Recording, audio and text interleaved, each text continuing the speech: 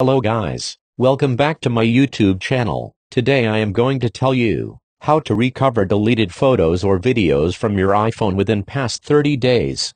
If deleted most memories, photos, or videos from your iPhone, by mistake, by someone or whatever way, your feeling will definitely upset. But, don't worry about that, because these photos or videos stored in your phone, if you use to recover this method, you don't want to any third-party apps or backup file, because deleted photos or videos automatically stored in your iPhone. Okay my dear friend.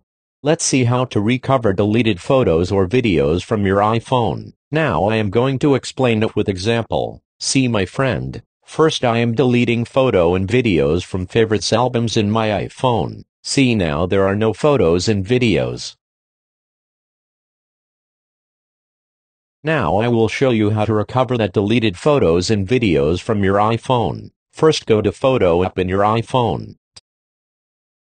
Tap Album in bottom. Scroll down and tap Recently Deleted. Good to see, look here, I deleted photos and videos are here. Then select photos or videos that you want to recover. Tap Recover or Recover All. Now back to main album and check that you recovered photos or video are there. Now explain is completed. Good luck and enjoy on it.